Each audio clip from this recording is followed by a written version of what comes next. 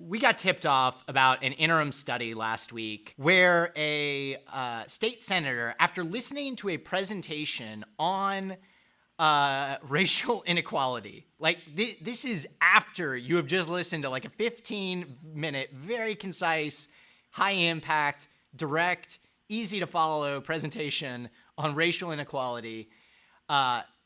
This was the state senator Dave Rader's takeaway from it. Let me play this for you real quick. Chairman. Okay. So when you're throwing up a lot of data there, a lot of things are going through my mind. So with respect to,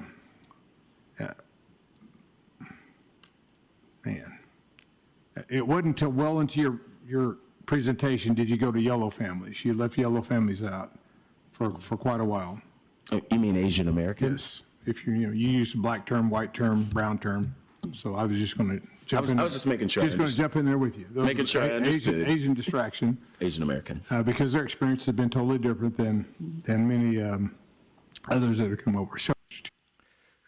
So Dave Rader manages to call Asian Americans yellow families, which, yeah, I mean, Damien, he's got to like, you mean Asian Americans? Like, just want to clarify what you're talking about. So I want to unpack this. I mean, and I'll admit, I wrote this tweet and I used the kind of pejorative term blacks in it, which I apologize for on the tweet thread and to people who pointed out to me. That is not a great term in itself. But beyond just like word choice here, and if you read this whole thread, like I try to like reference a lot of different stuff, like the whole word choice aside of how he refers to Asian Americans, what I think is really important to unpack is the racism underneath Rader's comments, because what he's trying to say is well, you mentioned black and brown families and how like they suffer from racialized, negative economic outcomes, but Asians do great. So this is an important like racist concept called the model minority myth, and it is this idea, and it is, and I post on the thread a fantastic, very long form Vox article about how this is actually rooted in white supremacy and pits Black Americans and Asian Americans against each other, because there is this myth out there that like Asians are superior because they score higher on tests and get good grades and have higher incomes and stuff. But what it doesn't address is the historic and long-term consequences of policies, of the history of how these folks came to be in America and how how society was constructed in and around and for them to thrive or not. And what isn't, to me, just insane, both just from a how did you not get this, and just from the guy is just probably really not very bright, Dave Rader, is you just listen to, like, if you go back and find, I mean, it's on the Senate website, I can tell people how to get there, but if you watch the whole presentation, I mean, Damian Shea with OK Policy lays out mass incarceration, lays out redlining, lays out like all the reasons that there are these huge racial wealth gaps for Black families. And Dave Rader's takeaway is to try and pit Asian Americans against Black Americans in this sort of like, even though like there is lots of evidence that like, Asian Americans immigration pattern, like how they came to be in the United States of America, is wildly different. They did not arrive here on slave ships and, this 400 years of devastation. Many of them came here for college. Like, I mean, if you really look at breaking down, like, and the Asian experience is wildly diverse. Like, if you look at a huge thing is like how, when they say, Asian Americans, like how it's defined, like Asia's a big fucking continent. Yeah, in case huge. you guys didn't know, kind of the biggest. So like Asian Americans encompasses like a variety of groups, Indian Americans, Asian Americans, Japanese Americans. So a lot of times how Asian Americans is defined in terms of the model minority, because the point of it is not to actually analyze or discuss Asian Americans and somehow some of them have succeeded here economically, socioeconomically. That's not the point of it. The point of it is to pit Asian Americans against Black Americans. If the point of it was actually intellectually honest, right, you would see that like the Asian American experience here is very diverse, and all Asian Americans experience racism in some element because we are a country that's rooted in racism in many ways. A lot of other things, but also racism. So a lot of Asian Americans from particular countries, like the Vietnam and certain things, aren't doing as well in terms of, say, Chinese Americans, right? But if you were intellectually honest, you would know like the diverse experience of, say, South Vietnamese American immigrants from South Vietnam versus those from North Korea, South Korea, China, Japan, all of these, India, like all of these places. It's so diverse, right? But if your goal is to pit a group of Asian Americans, Black Americans, and you would cherry pick, say, oh, well, Chinese Americans from the mainland island doing well, and so are like Indian Americans who migrated during this time from here doing well. Why can't all Black folks do well, right? If your goal is to just pit groups against each other, then you'll cherry pick that, right? So first and foremost, it's so intellectually dishonest, right? And I say that to say, we need to focus on those Asian Americans from certain countries or wherever the case. We need to focus on making America a country that works for them. We need to focus on making America a country that works for Black Americans. We need to focus on making America a country that works for Brown Americans, Hispanic Americans, whatever the fuck Americans. And this pulls away from it. And that's the point of it, right? Yep. The point of it to say like Asian Americans or Asian Americans, but what you're saying, like Chinese Americans who migrated here during the 50s are doing well. Why can't Black folks do well? It's intellectually dishonest. It's absurd. It's ridiculous. It's racist. Another thing I'll point out, shout out to Damian Shade, though. You guys should follow him. Damian Shade is a wealth of information on incarceration, on racial wealth gap, on a lot of great things. I retweet him and I've literally cited his work in some motions that I filed on behalf of people. So if you're interested in these issues, you should definitely follow Damian Shade. Pertaining to referring to Asian Americans as a color, right? It's cringy, it's racist, he's a dickhead. And it has no place in formal society, to be making civilized society, to be making comments like that. But Rader is just a dickhead. Like I went to actually Oklahoma Policy, where Shade, I think he still works there or some organization affiliated with it. It was their presentation. Yeah. They had a presentation on like healthcare in 802 before 802 was voted on and passed. And Rader was there, and this comment, and a woman, she stood, and this is going to give you to how much of an idiot he is and how he's a dickhead. A woman got up, and she has some disability, some disease, which she was born with, right? And essentially her question was, with Medicaid expansion, sort of like, I need help with my healthcare bills, my medical bills are very expensive and the like. So like, without Medicaid expansion and policies to help people like me, like that's what this country needs. Very eloquent, very beautiful, and like laid it out better than like any policy dickheads like you all ever could, because that's her lived experiences. I'm very happy that she would be willing to share that with us. His response was, I'm a football coach. Let me do some coaching. Maybe Oklahomans should like try to lose weight and not be diabetic and that sort of shit. Completely missed. Like, well, okay. If you're born with some autoimmune disease, what do you then say to them? Like, how do you coach them? Like, are you gonna coach lupus out of somebody? Dave Rader, is that your fucking fix? I mean, and this gets me to my final point. That dickhead's district is like competitive.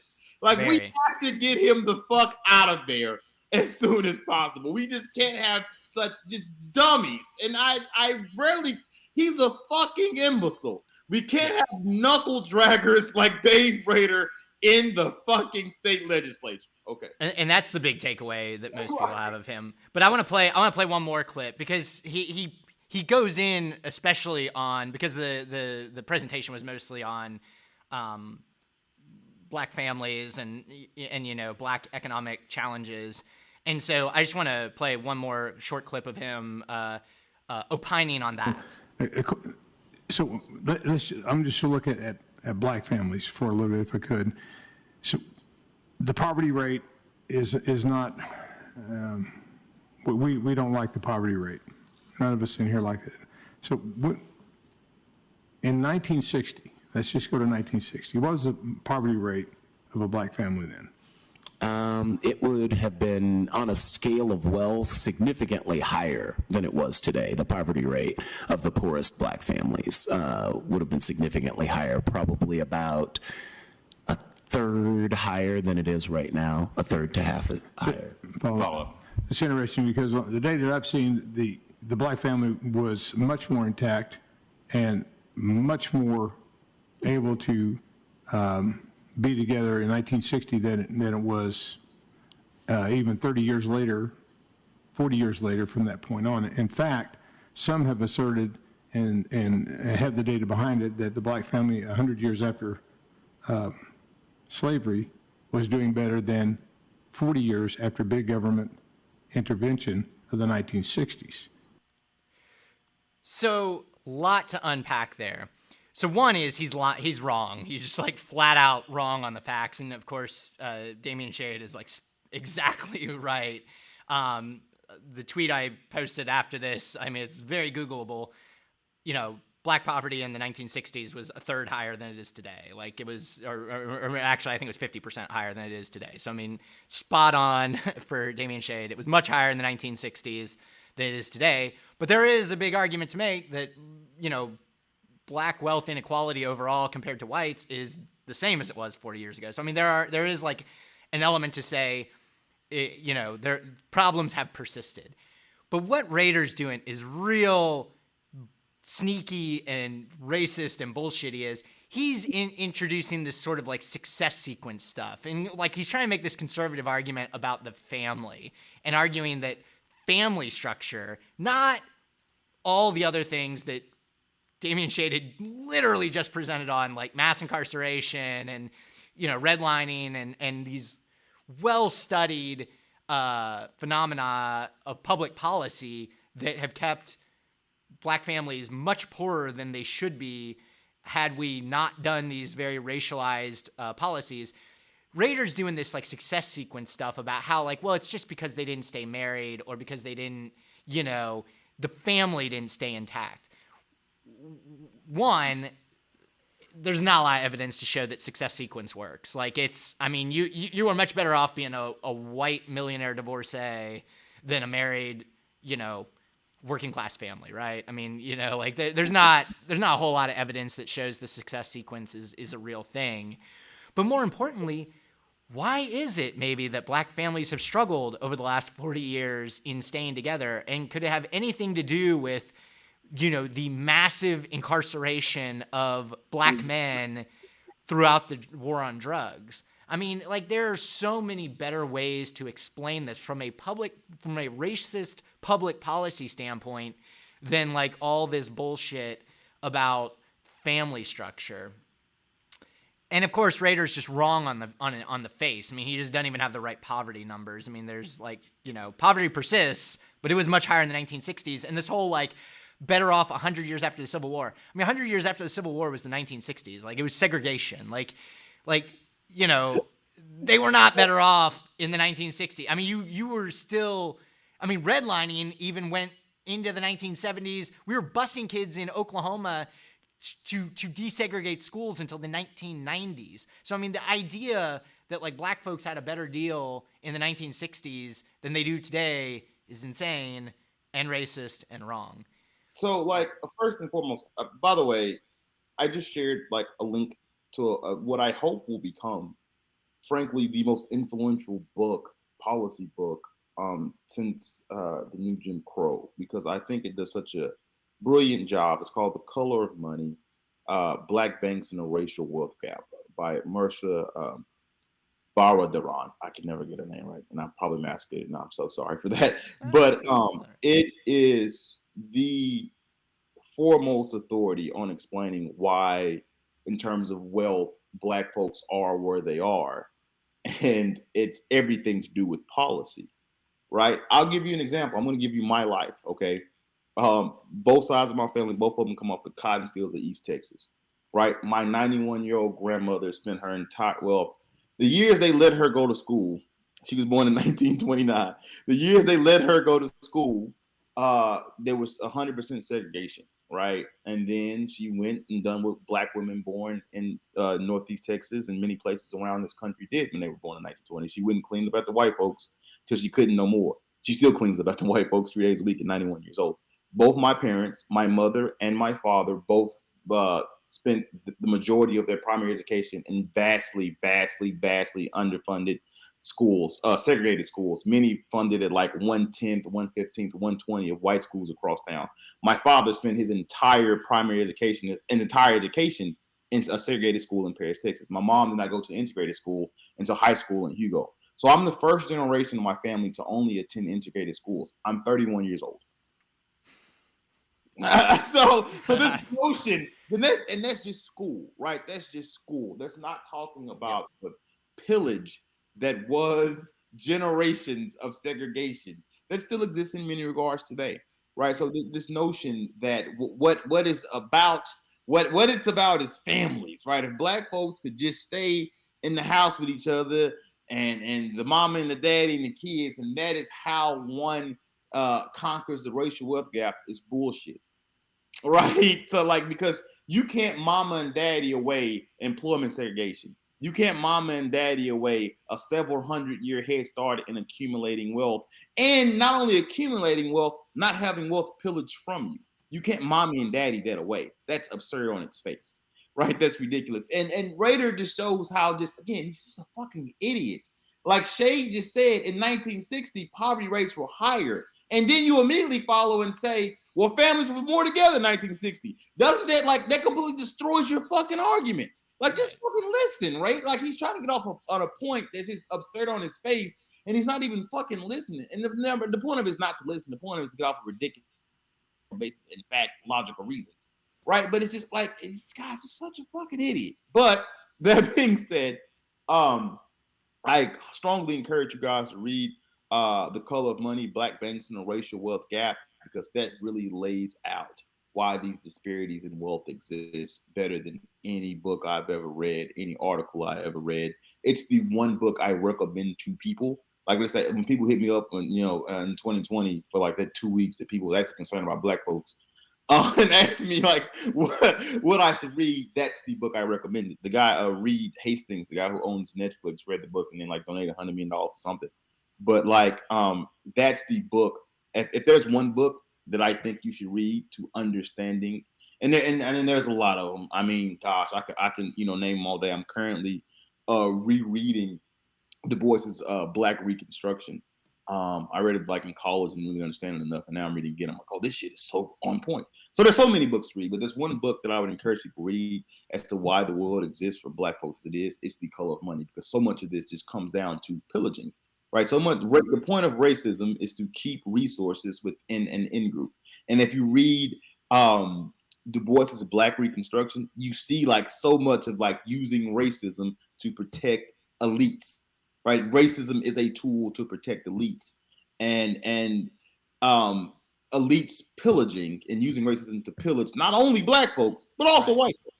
Right. And so that's why the model minority myth is so dangerous, because it's just further dividing groups to like fight each other when it's like the real fight is so else. If you want to understand the world why it exists, definitely The Color of Money, Black Banks and the Racial Wealth Gap. But if you want to understand, like, there's this funny meme, and I think I can go find it, about like America ending Reconstruction early and then getting like to all of these dominoes, like all of our current problems. And the book to understand that, and it's not even close, is Du Bois' Black Reconstruction. It's like 700 pages. Du Bois is wordy as fuck. But like, that is the book to read if you want to, and it just like, it does such a great job of showing like racism in America and how it permeates and has led to like really this pillaging, if you just like read it and expand out upon what Du Bois is writing about. So Dave Rader's a fucking idiot.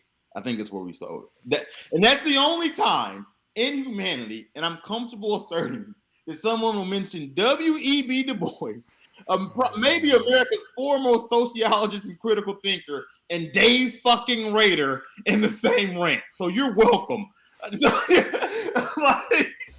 Thanks for watching our video. Please give it a like and hit that subscribe button for more content. If you want to engage with us, follow us on Facebook, Twitter, Twitch, and Instagram.